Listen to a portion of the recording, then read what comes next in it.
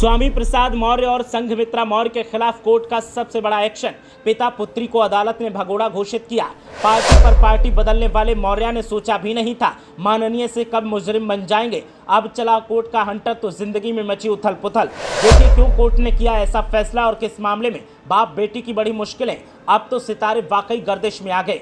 स्वामी प्रसाद मौर्य वो नाम जिसे किंग मेकर कहा जाने लगा था, जो बीएसपी में रहा तो दबदबा रहा और जब बीजेपी में आया तो सपा की जड़ें हिला दी। लेकिन जब बीजेपी को छोड़ा तो सितारे गर्दिश में आ गए और हालात ऐसे बन गए कि जनाब अब भगोड़ा घोषित हो गए हैं। कभी रामचरितमानस तो कभी किसी हिंदू देवी देवता पर सवाल खड़े करके मौर्य हमेशा सुर्खियों का हिस्सा रहे और अब भी हैं, लेकिन अपने साथ साथ अपनी बिटिया को भी लपेटे में ले लिया है और अब हालात चिंताजनक बने हुए हैं। संघमित्रा मौर्य ने भी नहीं सोचा होगा कि जो पिता उन्हें माननीय बना रहा है उसी पिता के कारण वो भगोड़ा घोषित हो जाएंगी।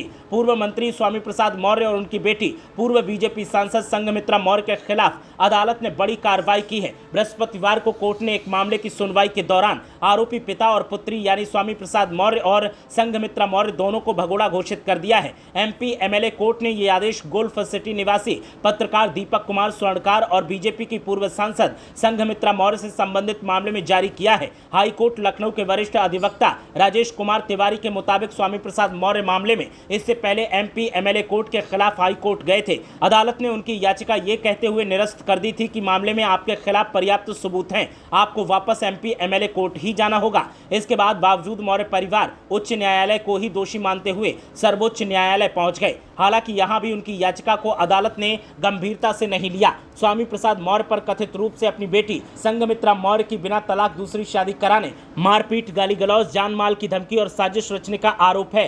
मामले में हाई कोर्ट की लखनऊ बेंच ने राहत देने से इनकार कर दिया है। मामले की सुनवाई के दौरान अदालत ने कहा कि स्वामी प्रसाद के विरुद्ध पहला आरोप है जिन पर ट्रायल कोर्ट में ही विचार हो सकता है। दरअसल लखनऊ के सुशांत गोल्फ सिटी निवासी दीपक स्वर्णकार ने अदालत में संघमित्रा मौर्य और स्वामी प्रसाद मौर्य समेत अन्य के खिलाफ याचिका दाखिल की है। याचिका में कोर्ट को बताया गया है कि संघमित्रा ने अपनी पूर्व की शादी से तलाक की बात को छुपाते हुए दीपक से शादी की थी। तब बाद में इस बात का पता चला कि संघमित्रा की पूर्व शादी से तलाक नहीं हुआ है, तो बात दूसरों की जानकारी में ना आए इसके लिए संघमित्रा और उनके पिता स्वामी प्रसाद मौर्य ने दीपक सोनकर पर हमला कराया।